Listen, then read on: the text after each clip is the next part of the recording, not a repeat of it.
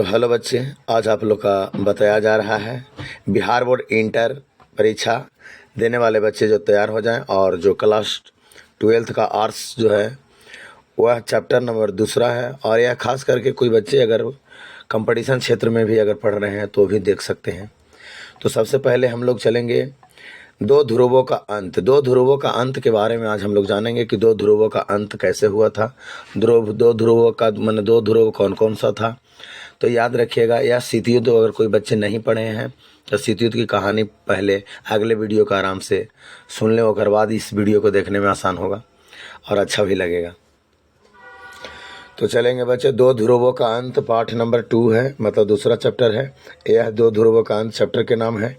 इसमें पढ़ना है जो कुछ टॉपिक्स है, जैसे उसके सोवियत संघ संगठन के बारे में पढ़ना है। सोवियत संघ की प्रणाली क्या थी, सोवियत प्रणाली की आर्थिक विशेषताएं क्या है, सोवियत प्रणाली की राजनीतिक विशेषताएं क्या है, सोवियत संघ का इतिहास क्या है, जोसेफ स्टालिन शासन के बारे में पढ़ना है, सोवियत संघ और शीतयुद्ध के बारे में पढ़ना है, निकेता खुश्चेव की कहानी पढ़ना है, मुख्य घटनाएं पढ़ना है, सोवियत संघ पर शीतयुद्ध का प्रभाव पढ़ना है, मिखाइल गोर्बाचेव के जलवा पढ़ना है, सोवियत संघ का विघटन पढ़ना है, सोवियत संघ के विघटन के कारण पढ़ना है, सोवियत संघ के विघटन के परिणाम पढ़ना है, शॉक थेरेपी पढ़ना है, शॉक थेरेपी का उद्देश्य क्या था, शॉक थेरेपी के परिणाम क्या हुआ, फिर ऐसा क्यों हुआ, साम्यवादी देश और भारत क्या हुआ, भारत अरब क्रांति और अरब स्प्रिंग और ट्यूनीशियन, इस सारे चीज़ के बारे में पढ़ना है। ये सब टॉपिक्स है।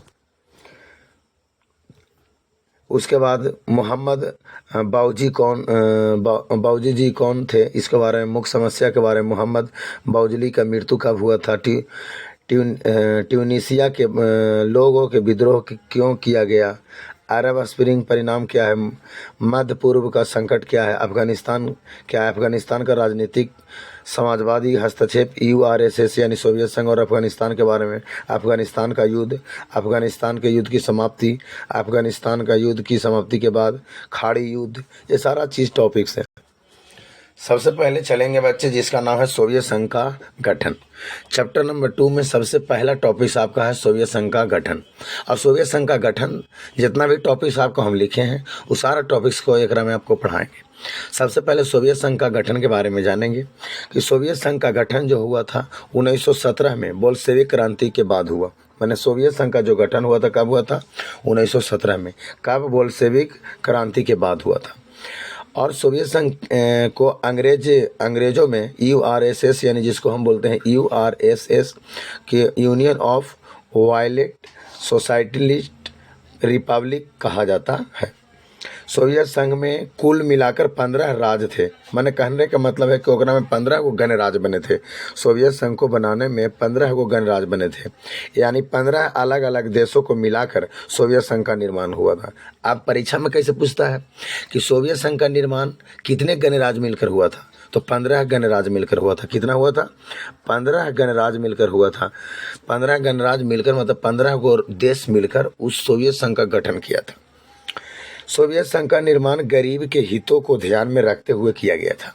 माने सोवियत संघ का गठन ऐसा ही नहीं हुआ था, उसको खास करके कि गरीब के हितों की चर्चा हो, गरीब की बात हो, गरीब का मतलब उसमें उत्थान की बात हो, इसलिए इस संगठन का मतलब नींव धराया गया था जिसका नाम था सोवियत संघ। इसमें कितने गणराज्य थे, 15, मतलब 15 देश शामिल थे।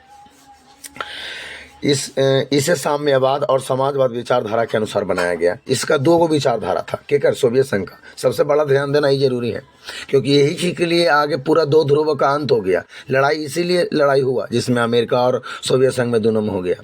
पहले अमेरिका जो था वो पश्चिमी भाग था और फिर सोवियत संघ जो था ये पूर्वी भाग था। ये दोनों में आपस में युद्ध हो गया। उसी युद्ध को शीतयुद्ध बोलते हैं। ये भी प्रश्न पूछता है कि दूसरा कौन सा युद्ध खत्म होने के बाद शीतयुद्ध स्टार्ट हुआ था। तो याद रखिए, दूसरा विश्व युद्ध समाप्त होने के बाद यानी शीतयुद्ध स्टार्ट हुआ था। और दूसरा विश्व युद्ध हुआ कब समाप्त, तो यह हुआ था 1945 में। 1939 से 1945 तक चला था। ये 6 साल तक विश्व युद्ध चला था। तो याद रखिएगा, यही लड़ाई जो था सोवियत संघ ने दो विचारधारा बनाया था। उस विचारधारा का नाम था समाजवाद और साम्यवादी। ये दो विचारधारा के अनुसार सोवियत संघ चल रहा था। लेकिन यही बात कहा जाए अमेरिका के, तो अमेरिका का अलग विचारधारा था। वह उसका लोकतंत्र था, पूंजीवादी था, उग्रवादी था। तो इस तरह से उसका था। तो हम लोग सोवियत संघ का गठन के बारे में पहले जान गए कि सोवियत संघ का गठन 1917 में बोल्शेविक क्रांति के बाद हुआ था। सोवियत संघ को अंग्रेजी में हम लोग यूएसएसआर बोलते हैं, यूनियन ऑफ सोशलिस्ट रिपब्लिक कहा जाता है। इसमें कितना गणराज्य बने थे? तो इसमें 15 गणराज्य बने थे, यानी 15 अलग अलग देश मिलकर सोवियत संघ का निर्माण किया था। सोवियत संघ का निर्माण खास करके गरीब को हितों के लिए किया गया था। सोवियत संघ में कैगो विचारधारा रहा, 2 पॉइंट, जिसका नाम था समाजवाद और साम्यवादी विचारधारा के अनुसार बनाया गया। अब हम लोग आगे बढ़ते हैं बच्चे। अब जानेंगे बच्चे कि दूसरा टॉपिक उसमें पूछ रहा है कि सोवियत प्रणाली आखिर क्या था। मानो सोवियत प्रणाली क्या थी, था का आखिर सोवियत जो प्रणाली बनाया गया क्या था। सोवियत का गठन जान गए, उसमें 15 गणराज्य मिलकर बना था, लेकिन आखिर सोवियत प्रणाली क्या थी। तो याद रखिए, रूस में 1917 की समाजवादी क्रांति के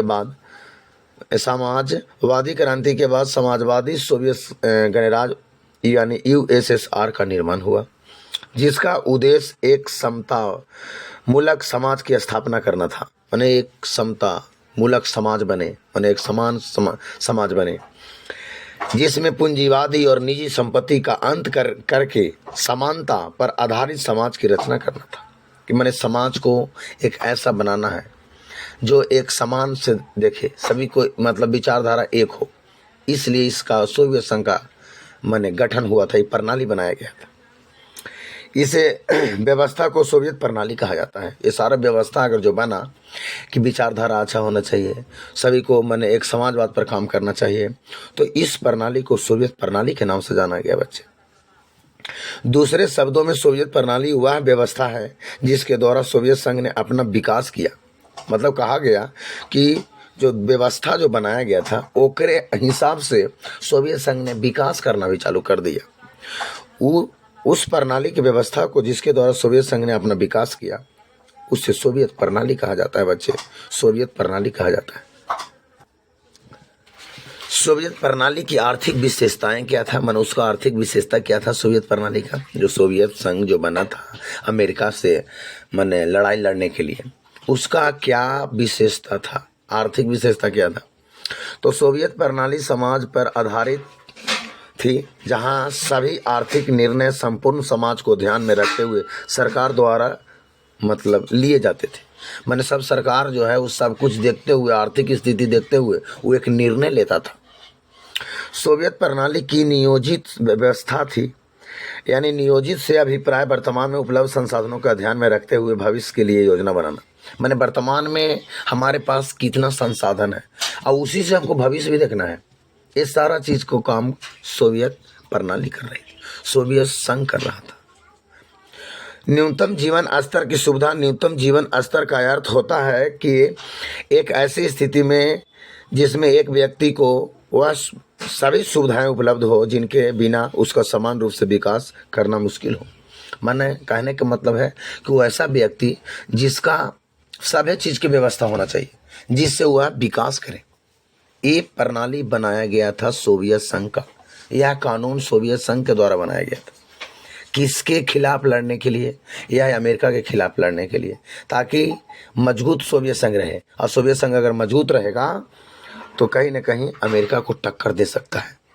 तो इसलिए सोवियत प्रणाली आर्थिक व्यवस्था यही था। इसमें आर्थिक व्यवस्था का मतलब जो गरीबी स्थिति था, यहाँ पर से एकदम नीचे से नीचे वर्ग को, नीचे से नीचे माने व्यक्ति को, उसको आगे बढ़ाने का सबसे बड़ा लक्ष्य था ये सोवियत प्रणाली का। बेरोजगारी न के बराबर। सोवियत व्यवस्था में बेरोजगारी लगभग न के बराबर थी। मैंने सोवियत संघ में इतना अच्छा से शेड्यूलिंग से बनाया गया कि वहाँ बेरोजगारी न के बराबर था। उन्नत संचार प्रणाली के बारे में बनाया गया कि मैंने जैसे जो संचार है, जिसे मोबाइल, टीवी वगैरह ये सब है, वो संचार जो होता है वो उन्नति करे, मैंने आगे डेवलपमेंट करे। और मिल्कियत मालिकाना हक का प्रमुख रूप राज्य का स्वामित्व है। माने एकदम मालिकाना हक मिले, ये न कि आप काम कर रहे हैं ओकरा हक नहीं मिला। तो ऐसा भी व्यवस्था बनाया गया था। भूमि और अन्य उत्पादक संपदाओं पर राज्य का नियंत्रण होना चाहिए, माने उस सरकार का नियंत्रण होना चाहिए। उपभोक्ताओं उद्योग बहुत उन्नत, एक छोटी सी पिन से लेकर कार जैसी बड़ी वस्तुओं का उत्पादन हो। माने यहाँ पर एक छोटा सा पिन का हो, सुई का हो, एक बड़े बड़े कार का हो, 4 व्हीलर का हो, मैजिक का हो, बड़े बड़े संस्थान भी यहाँ पर उत्पादक हो। ऊर्जा संसाधन का विशाल भंडार भी सोवियत संघ माना गया है। जैसे में तेल के खनिज में अगर ले चल जाते हैं हम लोग, जैसे प्रमुख ऊर्जा संसाधन में तो खनिज हो, तेल हो, लोहा हो, इस्पात हो, ये प्रचुर मात्रा में उपलब्ध होना चाहिए। तो कहीं न कहीं सोवियत प्रणाली का आर्थिक व्यवस्था यही था। सोवियत प्रणाली का आर्थिक व्यवस्था यही था कि वहाँ पर खनिज हो, तेल हो, इस्पात हो, अन्य प्रकार की मालिकाना हक मिले, यहाँ तक कि छोटी छोटी गाड़ियाँ से लेकर छोटी छोटी वस्तुएं तक वहाँ उत्पादन हो। ये सारा चीज़ आर्थिक प्रणाली में जोड़ा गया। ये सोच था सोवियत संघ का। 15 गणराज्य मिलकर ये सोच बनाया था। बहुत बड़ा ब्रांड सोच था। सोवियत प्रणाली की राजनीतिक विशेषताएं, मैंने सोवियत प्रणाली में राजनीति की क्या विशेषता था, राजनीतिक उपक्रम में क्या क्या था, तो याद रखिए केवल एक पार्टी का ही शासन चलेगा।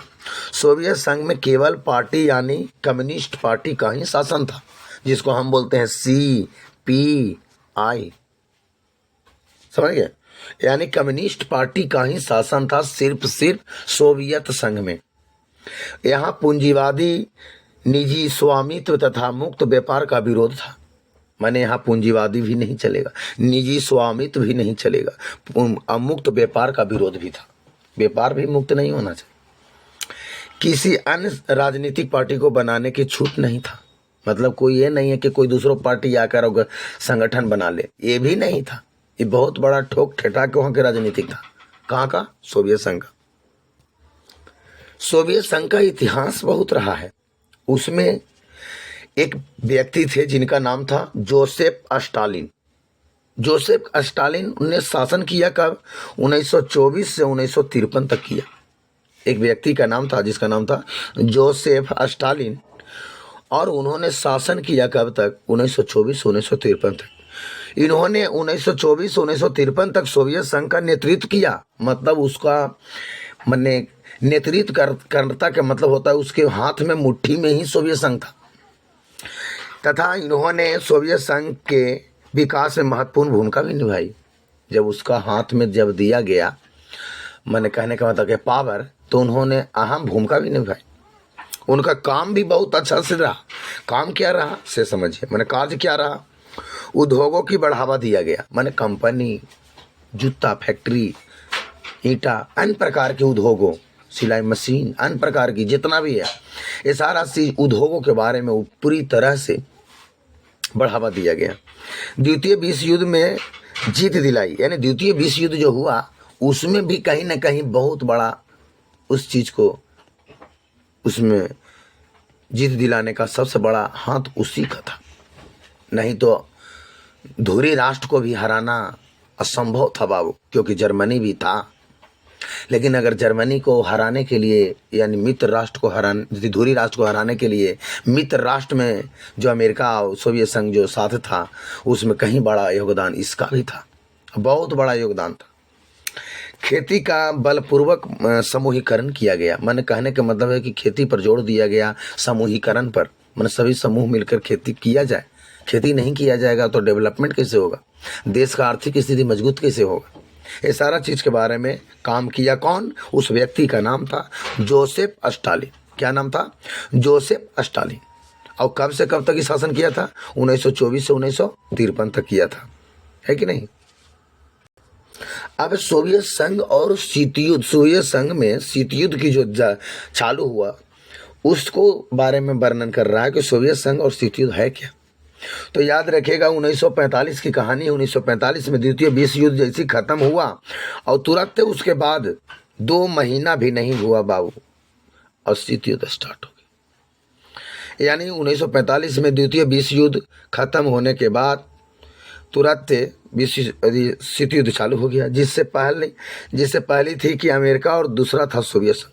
मैंने पहला पार्टी लड़ने वाला था अमेरिका और दूसरी जो था सोवियत संघ था। 2 महाशक्तियों होने की वजह से विश्व में शीत युद्ध का दौर शुरू हो गया। मैंने दोनों महाशक्ति आपस में लड़ना चालू कर दिया, इसलिए शीत युद्ध चालू हो गया। शीत युद्ध का अर्थ ही होता है, परीक्षा में पूछता है कि शीत युद्ध है क्या, तो बस शीत युद्ध उसे कहते हैं जिसमें दो महाशक्तियों अमेरिका और सोवियत संघ दोनों आपस में लड़ना चाह रहा था, परंतु लड़ा नहीं, उसी को हम शीत युद्ध कहते हैं। याद रखें बच्चे, शीत युद्ध का दौर शुरू हुआ। दोनों महाशक्तियों खुद को दूसरी महाशक्तियों से अच्छा साबित करने का कोशिश करना चालू कर दिया। मैंने आप सोचा अमेरिका कि हम भी मजबूत हैं, सोवियत संघ सोच रहा है कि हम कहाँ कमजोर हैं, ये भी अपना एक होड़ लगा दिया। सोवियत संघ और अमेरिका दोनों एक होड़ लगा दी। अब जब होड़ लगा दिया तो कुछ घटना भी घटी, क्योंकि कहावतिया है कि जब दोनों लड़ेगा तो एक ज्यादा ही पिटाएगा, वो कम पिटाएगा, लेकिन पिटाएगा, और लड़ाई में दोनों का हानि होता है। तो मुख्य कुछ घटना भी घटा। क्यूबा मिसाइल संकट हुआ, जो खास करके अमेरिका के लिए बहुत बड़ा दिक्कत हो रहा था, क्योंकि अमेरिका जो था वो इस तरह से नजदीकी था और क्यूबा जो था बगल में था, और सोवियत संघ कहीं कहीं दूर था, परंतु सोवियत संघ और क्यूबा से दोस्ती था, और दोस्ती के कारण इस पर जो बम सेट कर रहा था सोवियत संघ, वो किसको मारने के लिए? अमेरिका को मारने के लिए, और अमेरिका पर संकट आने जा रहा था। उसी संकट को क्यूबा मिसाइल संकट के नाम से भी जाना जाता। अंतरिक्ष में पहुंचने की होड़ भी था, और युगोगारियन को अंतरिक्ष में भेजा भी गया। बर्लिन की दीवार का भी निर्माण हुआ, मतलब वहां पर बहुत सारे घटना घटा और बर्लिन की दीवार का निर्माण हुआ। बर्लिन बनाया गया कहाँ पर? तो यह बनाया गया जर्मनी में खास करके, और जर्मनी की एक राजधानी था जिसका नाम था बर्लिन, वहां पर बना ये दीवार। उस दीवार का नाम पड़ा बर्लिन की दीवार, और बर्लिन की दीवार 100-150 किलोमीटर तक लगातार बनाया गया, ताकि वो जो जर्मनी में दो भाग बट गया है, जो एक भाग चल गया अमेरिका के सामने जो पश्चिमी में, और एक भाग पूर्वी में जो चल गया वो चल गया यूरोप के, माने सोवियत संघ के पश्चिम में। अब सोवियत संघ, अब जर्मनी एक देश है और वही जर्मनी दोनों भाग में बट जाएगा, तो कहीं ना कहीं दिक्कत होगा कि नहीं। तो इसलिए उसमें एक दीवार बनाया गया, उस दीवार का नाम पड़ा बर्लिन की दीवार, क्योंकि बर्लिन एक शहर था, उसी शहर में यह लड़ाई बढ़ना चालू हो गया, इसलिए वहाँ पर एक दीवार बनाया गया, उस दीवार का नाम था बर्लिन की दीवार। हालांकि बर्लिन की दीवार को गिराने वाला वहाँ के अस्थायी निवासी था, मतलब वहाँ के जनता नहीं गिरा दिया उस दीवार को। अब एक नेता है, उस नेता का नाम था बाबू, सोवियत संघ में जो उभरे, उस नेता का नाम था मिखाइल गोर्बाचेव। मिखाइल गोर्बाचेव एक ऐसा नेता था, वो जनहित का नेता था, जिसको लोग जानता था, सोवियत संघ की मतलब बहुत बड़ा नेतृत्व करता था मिखाइल गोर्बाचेव। गोर्बाचेव द्वारा सोवियत संघ में सुधार के लिए 2 नीतियां बनाई गई, और उसका ग्लासनोस्ता खुलापन तथा पेरेस्ट्रोइक पुनर्रचना बनाई गई। वो 2 नीति बनाया, जिनका मुख्य उद्देश्य था सोवियत संघ में शांति लाना। मतलब खास करके मिखाइल गोर्बाचेव जो खलबली मचल हुआ था सोवियत संघ में, उसको शांति बनाने के लिए यह नीति बनाई। उस नीति के नाम था ग्लासनोस्ता, जो खुलापन, पेरेस्ट्रोइका, ये दोनों बनाई गई, जिनका उसका मुख्य उद्देश्य था सोवियत संघ में शांति लाना। माने वहाँ पर शांति होना जरूरी है सोवियत संघ में, इसी को बनाया। राजनीतिक सुधार वहाँ पर किया गया, लोकतंत्र को बढ़ावा दिया गया, अफगानिस्तान और पूर्वी यूरोप से सेना को वापस बुला लिया गया। यही काम किसी दूसरा कोई नहीं किया, उसका नाम था मिखाइल गोर्बाचेव ने किया। जर्मनी के एकीकरण में सहायता भी, मैंने जर्मनी को जो एकीकरण में अगर अहम भूमिका निभाया, तो उसको भी नाम था मिखाइल गोर्बाचेव। आर्थिक सुधार भी वहाँ किया, हथियारों की होड़ पर रोक लगाई, मैंने हथियार जो था पूरा बढ़ा रहा था सब, हम भी व्यवस्था करते हैं, हम कहीं न कम काहे रहेंगे, हम उससे कम काहे रहेंगे। एक दोनों अपना आपस में अमेरिका और सोवियत संघ दोनों होड़ लगा लेते, लेकिन कहीं न कहीं ये होड़ को भी विराम देने वाला था, जिसका नाम था मिखाइल गोर्बाचेव। आर्थिक विकास को बढ़ावा देने का प्रयास किया, निजीकरण को बढ़ावा दिया। मैंने निजीकरण जो है उस पर कहा कि नहीं, निजीकरण होना चाहिए, और ज़्यादा करके निजीकरण करके वहाँ की व्यवस्था को सुधारा। आज हमारे देश के यशस्वी नरेंद्र भाई दामोदर दास मोदी ने कुछ चीज़ को निजीकरण किया है, जैसे स्टेशन, हवाई जहाज। क्यों निजीकरण किया?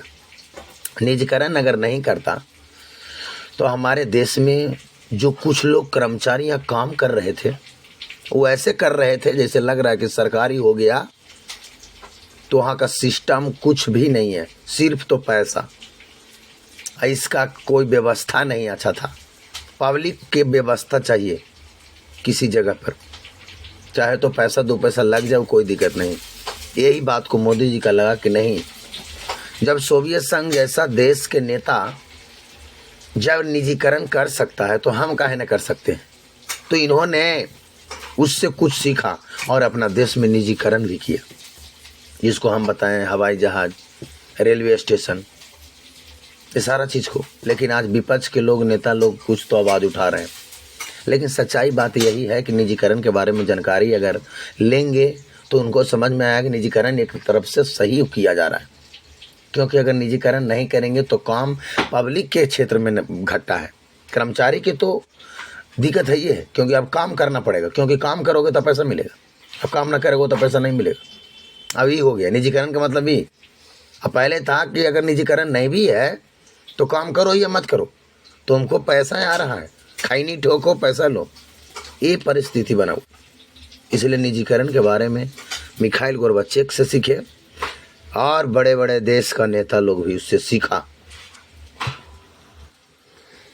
आप जानेंगे बच्चे कि तो मिखाइल गोर्बाचेव का जो राजनीतिक था वो अपना किया, निजीकरण किया, देश को आर्थिक स्थिति को मजबूत करना चाहा, सारा चीज़ पर वो एक छप्पे छप्पे काम किया, संगठन भी बनाया। लेकिन अब जानेंगे कि सोवियत संघ का विघटन का कारण क्या है, वो विघटन कैसे फिर हुआ लास्ट में, जब उतना बड़ा नेता, उतना बड़ा सारा चीज़, फिर वो मजबूत काहे न कर ले रहा, फिर लास्ट में ख़त्म काहे कर दिया, विघटन काहे कर दिया। तो सवाल है कि गोर्बाचेव ने सोवियत संघ में सुधार की कोशिश की पर उन पर प्रयास पूरी तरह से असफल रहा। मैंने बेचारा करना चाहा बहुत चीज़ लेकिन पूरी तरह से अनसक्सेसफुल रहा, असफल रहा। वह लोग जो यह सुधार चला चाहते थे उन्होंने कहा कि सुधार बहुत धीरे धीरे हो रहा है, और जो लोग इन सुधारों का विरोध कर रहे थे वह इनका विरोध भी करते थे। मतलब कहने का मतलब है कि जब इस इंसान ने निर्णय लिया तो कहीं ना कहीं इसका अपना ही लोग जो था उस पर रोक लगाना चालू कर दिया। तो कहावतियाँ है ना कि जब कोई इंसान, हमें तो अपने ने लूट लिया, गैरों में कहाँ दम था, सुने होंगे। तो यही बात हुआ, यानी अपने ने ही इसको लूट लिया तो बेचारा असफल रहा। कौन? Mikhail Gorbachev. इस वजह से गोर्बाचेव ने जो कही वो समर्थन नहीं मिला बेचारा के। 1989 की कहानी है बाबू। 1989 में बर्लिन की दीवार गिरने के साथ ही सोवियत संघ का विघटन शुरू हो। माने वहाँ पर के अस्थाई निवासी जर्मनी में यह बना था। यह जर्मनी जो देश था यह यूरोप में पड़ता है। यूरोप के जर्मनी में एक राजधानी है बर्लिन, वहाँ पर बना था। वहाँ पे 1989 में अस्थाई जनता, वहाँ के लोग जो था उसको क्या कर दिया, गिरा दिया। 1991 तक सोवियत संघ का पूर्ण रूप से क्या हो गया, विघटन हो गया। मतलब 1991 में सोवियत संघ खत्म, समाप्त हो गया। मतलब जो लड़ाई चल रहा था, दो ध्रुवों का चल रहा था, वो जब दीवार गिर गया तो एक में मिला दिया, उसे विघटन कहते हैं, है कि नहीं। मैंने घास, मसूरी, खेसारी, बूट एक में मिला दो, उसे मिश्रण कहते हैं, वही वाला बात है। इसमें सब विघटन हो गया, मिल गया। सोवियत संघ का विघटन आखिर हुआ सर, तो सोवियत संघ का विघटन के कारण कुछ होगा, बिना कारण के तो कुछ होता ही नहीं। तो हाँ, यहाँ कारण यह था कि लोगों की आकांक्षाओं को पूरा न कर पाना। मतलब वहाँ के जो लोग था उसको आकांक्षा को पूरा नहीं कर रहे थे। चाहा तो वहाँ के लोग का था कुछ अलग, उसको नहीं हो रहा था। नौकरशाही का शिकंजा सबसे ज़्यादा था। उसके बाद कम्युनिस्ट पार्टी का वहाँ पर दबदबा था। मतलब कहने का मतलब है कि इन्होंने बना और बाद हल्का दबदबा दिवाना चालू कर दिया। हथियारों के निर्माण में अत्यधिक खर्चा भी हो रहा था। पश्चिम देशों से पिछड़ जाना, माना पश्चिम जो देश था जेकरा नाम था अमेरिका, उससे पिछुड़ल मतलब वहां पर प्रतीत हो रहा था, दिख रहा था। रूस का दबदबा बना हुआ था। अर्थव्यवस्था का रुक जाना, मैंने कहने का मतलब है कि अर्थव्यवस्था भी रुक गया था। लोगों में आज़ादी की भावनाओं का उठना तात्कालिक कारण था। लोगों के मन में आज़ादी की भावना का उभरना, गोर्बाचेव के सुधार, पेरेस्ट्रोइका और ग्लासनोस्ता, ये सारा चीज़ सुधार करने का प्रणाली बनाया गया था। किसके द्वारा? मिखाइल गोर्बाचेव के द्वारा। इसका यही कारण था। रूस का दबदबा था, पश्चिम देशों में पिछड़ा स्थिति, अर्थव्यवस्था भी रुक जा रहा है, लोगों की आज़ादी के भावनाओं को उठना नहीं बन रहा है। तो यह तमाम समस्या ऐसा था जिसका कारण था कि जो सोवियत संघ था वो विघटन हो गया। बहुत सारे ऐसे इशू है। जब सोवियत संघ के विघटन का परिणाम, जब सोवियत संघ जब विघटन हो गया तब परिणाम क्या हुआ, रिजल्ट क्या निकला, रिजल्ट के बाद क्या हुआ, याद रखिएगा। सोवियत संघ के विघटन जैसे ही हुआ, समाप्ति हुआ, परिणाम हुआ, रिजल्ट हुआ, शीत युद्ध की समाप्ति होना चालू हो गया। शीत युद्ध समाप्त हो गया, अमेरिका के वर्चस्व की शुरुआत हो गया। अमेरिका कहा कि भाई तो ये विघटन हो ही गया, तो अमेरिका वर्चस्व में आ गया। जब शेर कूद रहा है, दोनों, एक शेर सीधे गोड़ तोड़ के बैठ जाए तो दूसरा शेर उस पर हावी हो जाएगा। हथियारों की होड़ समाप्ति हो गया, मैंने हथियारों को जो भीड़ लग रहा था, होड़, वो क्या हुआ, समाप्ति की ओर चल गया। भाई अब गोली बंदूक कहाँ लाएंगे, ये खुद सिलेंडर बोल गया। सोवियत संघ का अंत हो गया, सोवियत संघ अब खत्म, मैंने दूसरी ध्रुव खत्म, अमेरिका खाली रह गया। इससे 15 नए देशों का उदय हो गया। 15 नए देश और आओ उसमें आकर जुटाओ, नए उदय हुआ। रूस सोवियत संघ का उत्तराधिकारी बना, यानी 15 देश नए जुटा। जब परिणाम हो गया था और रूस सोवियत संघ का उत्तराधिकारी बना, मैंने ओकरा में से रूस फिर फूटा। अब फूटने के बाद वो कहा कि अब हम इसको नेतृत्व करेंगे। 15 जो गणराज्य जो थे वो एक टीम बना के चल रहे थे, वो अब सोवियत रूस जो है अलग वो नेतृत्व करेगा। और उसके बाद समाजवादी विचारधारा को झटका दिया, पूंजीवादी विचारधारा को बल दिया। रूस में कम्युनिस्ट पार्टी पर प्रतिबंध लग गया कि अब कम्युनिस्ट पार्टी जो है वो ग्रोथ नहीं करेगा। सोवियत संघ से आज़ाद देशों ने लोकतंत्र तथा पूंजीवादी को अपनाया।